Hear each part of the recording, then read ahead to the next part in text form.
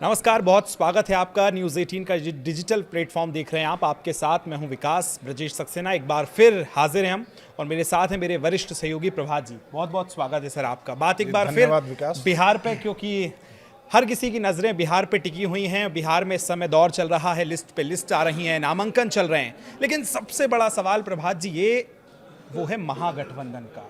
कहाँ बात अटकी पड़ी है? सीट शेयरिंग अभी नहीं हुई है, जबकि एनडीए ने 72 घंटे पहले लगभग सीट शेयरिंग की सारी चीजें हो गई हैं। कहाँ देर लग रही है महागठबंधन में? विकास देखिए, महागठबंधन में चीजें ऑलमोस्ट तय हो गई हैं। दो तीन मुद्दे ऐसे हैं जी, जिनमें की बात अटकी पड़ी है कांग्रेस और आरजेडी के बीच।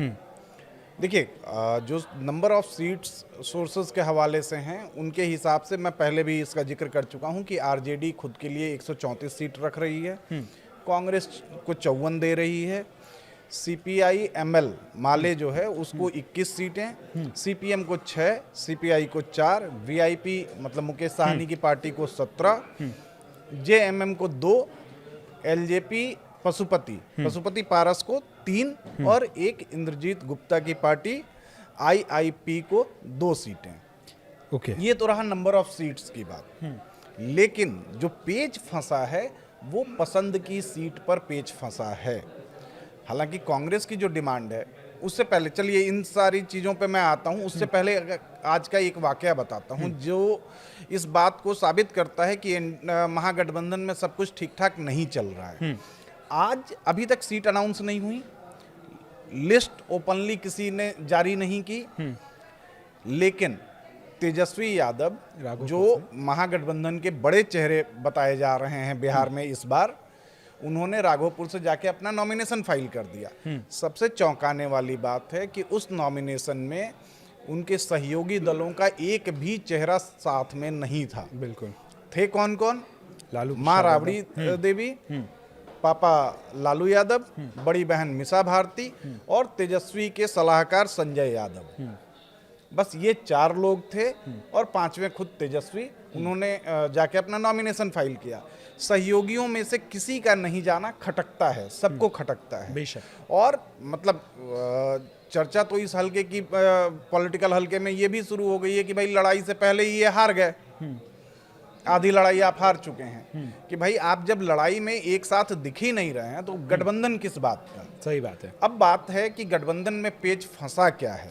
लेकिन उससे पहले एक चीज, आपने सीट बताई, आपने 54 सीट की बात की कांग्रेस को और 134 सीट की बात की आपने आरजेडी को। तो ये जो सस्पेंस था कि कांग्रेस 60 पे अड़ी हुई है, 65 पे अड़ी हुई है, वहां से बात आगे निकल गई है? ये देखिए अभी नहीं, मैं मतलब Congress seats, number of seats के मामले में समझौता करने को तैयार है, ये सोर्सेज बता रहे हैं। लेकिन वो जो सीट कौन कौन सी होगी इस पे समझौते के लिए तैयार नहीं है। इस पे अड़ी है। इस पे अड़ी है। ठीक है। कांग्रेस ने शुरुआत की थी 70 सीटों से कि भाई जितनी हमने 2020 में लड़ी थी आपके साथ, इस बार भी वही दे दीजिए। तेजस्वी 54-55 से आगे नहीं बढ़ रहे हैं। ठीक है। कांग्रेस कह रही है कि हम 60 से नीचे नहीं आएंगे। तो एक तो ये नंबर ऑफ सीट्स पे बात, वहां पे कांग्रेस के जो लोकल लीडर्स हैं वो बता रहे हैं कि वहां चलिए हम मान भी जाएं। लेकिन अब तेजस्वी ये कह रहे हैं कि आप इन्हीं सीटों पे जाएंगे। कांग्रेस को ये मंजूर नहीं है। पिछली बार जिन 70 सीटों पे कांग्रेस ने चुनाव लड़ा था, आरजेडी ने उन 70 में से 45 सीटें ऐसी दी थी उनको जो एनडीए का मजबूत गढ़ मानी जाती हैं। और 23 सीटें उन 70 में से 45 ये हुई, 23 सीटें ऐसी थी जहां पे कांग्रेस के विधायक ऑलरेडी थे।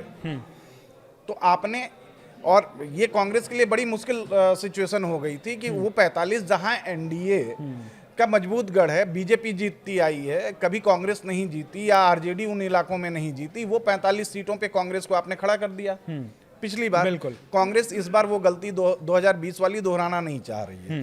कांग्रेस ने साफ साफ डिमांड रखी है कि भाई जो कांग्रेस का एक इक्वेशन है, मुस्लिम प्लस दलित, एमडी या डीएम इक्वेशन आप कह लीजिए, कांग्रेस डीएम इक्वेशन वाली वो सीटें चाह रही हैं कि भाई हम 60 प्लस हमको चाहिए, प्लस हमारे पसंद की जो डीएम सीटें हैं, दलित प्लस मुस्लिम, कांग्रेस का कोर वोटर रहा है बिहार में ये, तो कांग्रेस वो सीट मांग रही है। उसमें जो हम सीटों की अगर बात कर लें तो देखिए, वही मैं कह रहा हूँ आपको कि सीमांचल में 26 सीटें हैं टोटल। सीमांचल इलाका जो आपको किशनगंज, पूर्णिया, अररिया, कटिहार, ये 4 जिले आते हैं ठीक है। सीमांचल में, बिहार में। तो इनमें से 26 सीटें हैं। कांग्रेस वहां 16 मांग रही है, आरजेडी 8 देने को तैयार है, आरजेडी 12 सीटें खुद के लिए रख रही है।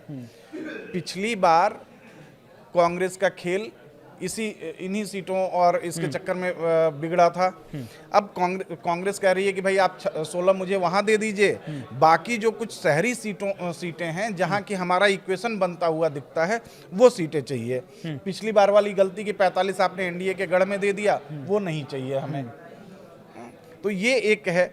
दूसरा कि मुकेश साहनी और लेफ्ट भी अपनी अपनी पसंद की सीटें मांग रहे हैं। सीपीआई एमएल ने 18 सीटों पे अपने उम्मीदवार का नाम का ऐलान कर दिया है। पिछली बार उनको 19 मिली थी, इस बार अभी उन्होंने 18 पे ऐलान कर दिया। इस बार सोर्सेज बता रहे हैं कि 21 सीटें आरजेडी उनको देने वाली है, 18 पे ऐलान कर दिया।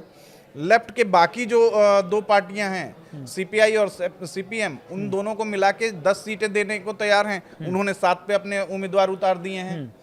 आरजेडी खुद के लिए 134 सीटें रख रही है, उसमें आरजेडी ने 40 सीटों पे अपने उम्मीदवारों के नाम का ऐलान कर दिया है। अब ये पेच फंसा हुआ है मेन कांग्रेस और आरजेडी के बीच। कांग्रेस ने एक कंडीशन और रखी थी कि आप 135 लीजिए, लेकिन आप जो जेएमएम और एलजेपी पशुपति के लिए जो आप 5 सीटें निकाल रहे हैं वो आप अपने खाते में से निकालिए। 135 आप ले लीजिए, 130 पे आप अपने उम्मीदवार उतारिए, 5 अपने इन दोनों सहयोगियों को दीजिए। बिल्कुल, इससे हमारी सीट बढ़ जाएगी, मतलब 5 और बढ़ जाएंगी इधर। तो कांग्रेस के लिए 59-60 सीट्स हो सकती हैं। लेकिन तेजस्वी ने ये काम नहीं किया। अब इसमें दिक्कत ये आ रही है कि तेजस्वी परसों दिल्ली में थे, राउज एवेन्यू कोर्ट में उनकी पेशी थी, आरोप तय होने थे आईआरसीटीसी होटल स्कैम को लेकर। उसके बाद ये प्लान था कि वो मल्लिकार्जुन खड़गे और राहुल गांधी से मिलेंगे, लेकिन दोनों ने मिलने का समय नहीं दिया। वो वापस चले गए पटना। केसी वेणुगोपाल से एक मीटिंग हुई, लेकिन उसमें कोई सहमति नहीं बन पाई। केसी वेणुगोपाल ने, सोर्सेस के हवाले से खबर यही है कि केसी वेणुगोपाल ने उनसे कहा कि ये हमारी शर्त है, आप इसको पूरा कर दीजिए। और यहीं से एक सवाल प्रभात सर, कि जब तेजस्वी दिल्ली आ रहे हैं और राहुल गांधी से नहीं मिल रहे हैं जी, तो कई बार कुछ खबरें नहीं होना भी अपने आप में एक खबर बिल्कुल खबर है। तो ये क्या मैसेज इंडिया गठबंधन से नहीं जा रहा कि राहुल और तेजस्वी में सब कुछ ठीक चल रहा है? ठीक नहीं चल रहा। हाँ, मतलब बिल्कुल ठीक नहीं चल रहा है। हाँ। ये विकास बिल्कुल आपने सही पकड़ा है। आप मतलब सिर्फ 24 दुने 48 घंटे बचे हैं, 2 दिन का समय बचा है। बिल्कुल 48 घंटे ऐसे देखने के लिए हैं। लेकिन आप अगर वर्किंग आवर की बात करें तो सुबह 10 बजे से लेकर शाम 5 बजे तक का 7 दूने 14 घंटे बचे हैं नॉमिनेशन फाइल होने को। फर्स्ट फेज के 121 सीटों पे फर्स्ट फेज में इलेक्शन होना है। 17 लास्ट डेट है उसकी। आज 15 तारीख की रात को बैठ के हम लोग बात कर रहे हैं जी। अभी तक महागठबंधन में सीट शेयरिंग ही फाइनल नहीं हुई है, सीटों का अनाउंसमेंट ही नहीं हुआ है। तो आप चुनाव में क्या तैयारी, आपकी इतने दिनों से बातचीत चल रही है, सब कुछ हो रहा है, और लास्ट मोमेंट पे आप आके अभी भी फंसे हुए हैं। तो ये तो संकेत काफ़ी है ये समझने के लिए कि महागठबंधन में ऑल इज़ नॉट वेल। अच्छा, एक सवाल और, अब इसमें तमाम दर्शकों को, जब ये हम सोशल मीडिया पे देख रहे हैं, अलग अलग जो प्रतिक्रियाएं आ रही हैं, उसमें सवाल ये कि क्या इस बार कांग्रेस ज़्यादा होमवर्क कांग्रेस ने किया है? क्योंकि कांग्रेस, जैसे आपने बताया कि कुछ सीटें ऐसी हैं, कांग्रेस कह रही है कि हमें 12 चाहिए, वो कह रहे हैं हम 6 देंगे। मतलब 1-2 सीट का अंतर भी होता तो लगता कि थोड़ा मतभेद है, लेकिन पूरा 6 मतलब 50% का अंतर। ये देखिए ना, सीमांचल वाली सीट की ही मैं बात कर रहा हूँ आपको। हाँ। कि सीमांचल में 26 सीटें हैं, 26 में से कांग्रेस कह रही है कि 16 आप दे दीजिए। और आप जब सीमांचल का इक्वेशन समझेंगे तो सीमांचल का इक्वेशन ये है कि ये चारों जिले जिनके मैंने नाम आपको लिए ना, किशनगंज, अररिया, पूर्णिया और कटिहार, ये चारों मोर देन 40% to 70% के बीच वाले मुस्लिम पॉपुलेशन वाले इलाके हैं। इनमें मतलब किशनगंज तो ऑलमोस्ट 70% मुस्लिम पॉपुलेशन का इलाका है। अररिया भी आपको मोर देन 60% वाला मुस्लिम पॉपुलेशन का इलाका है। पूर्णिया में थोड़ा सा परसेंटेज कम है, 45 के आसपास है। कटिहार भी 40 to 45% मुस्लिम पॉपुलेशन होल्ड करता है। और ये आप मतलब उठा के देखें तो ये चारों जो लोकसभा हैं, किशनगंज, अररिया और आपको पूर्णिया और कटिहार, ये कभी कांग्रेस डोमिनेटिंग थे। मतलब तारिक अनवर कांग्रेस के सांसद रहे हैं और वहीं से उन्होंने जीत दर्ज की थी। निश्चित तौर आप 1989 का अगर उठा के देखें लोकसभा इलेक्शन, एमजे अकबर लोकसभा पहुंचे थे 1989 में उसी सीट से, किशनगंज की सीट से। तो ये जहां कांग्रेस को यहाँ लगता है कि ये उसका, और लगता ही नहीं है भी कि मुस्लिम एक कैडर वोट माना जाता रहा है खासतौर पे बिहार में, और वो अभी भी कैरी ऑन हो रहा है कि भाई वो कांग्रेस के साथ है पारंपरिक तौर पे।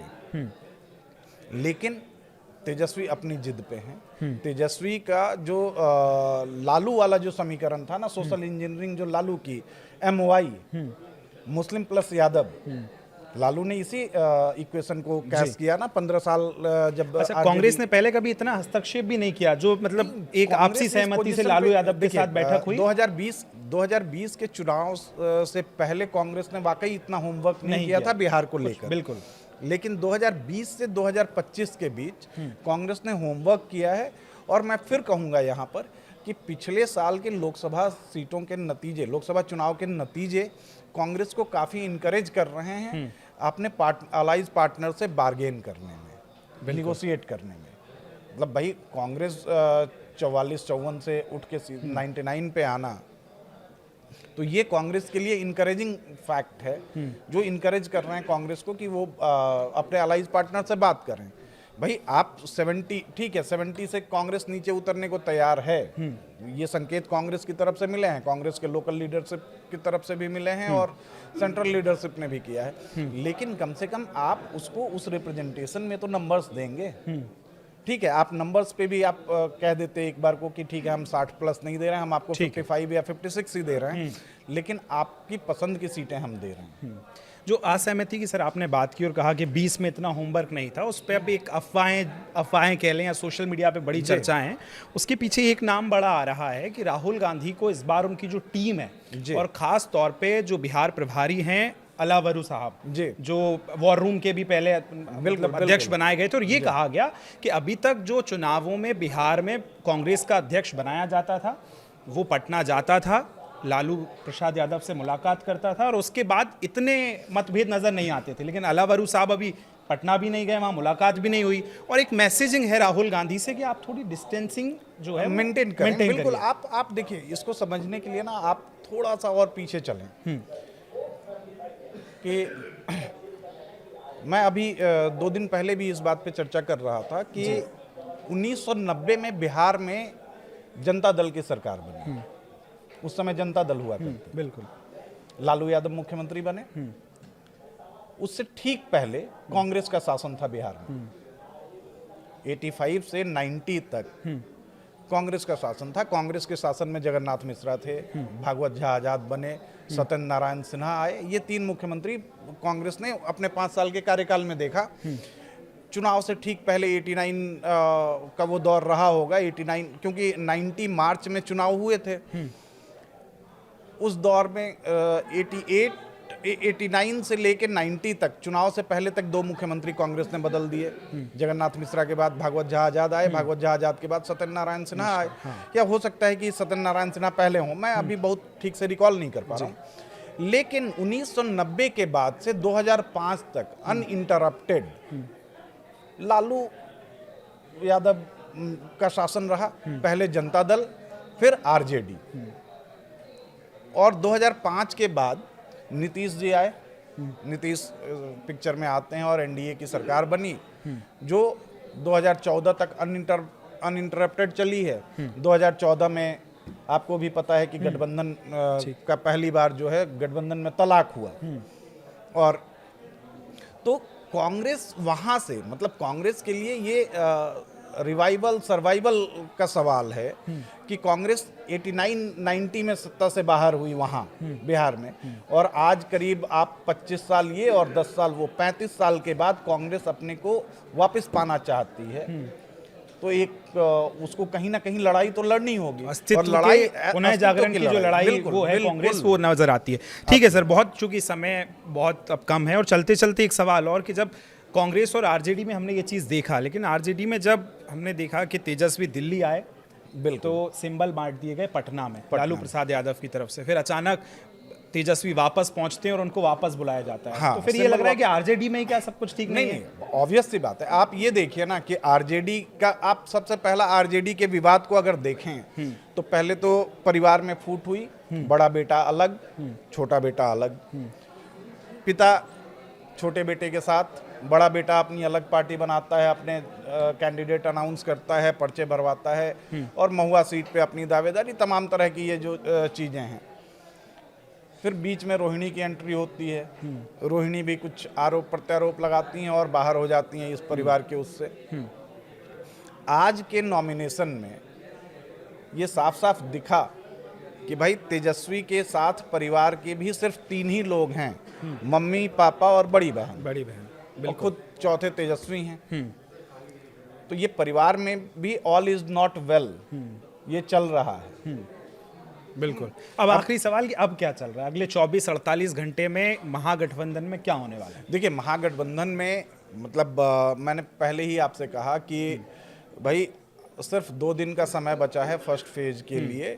फर्स्ट, और कोई भी गठबंधन मतलब आखिरी मोमेंट पे जाके अगर अनाउंस करता है, इसका एक परसेप्शन अलग क्रिएट होता है पब्लिक के दिमाग में, और पब्लिक जो है वो अब पहले की तरह नहीं है कि भाई जो एक बार दिमाग में उसके भर दिया गया वही चलता रहेगा। नहीं, आप परसेप्शन चेंज होता है, वोटर का मूड भी चेंज होता है।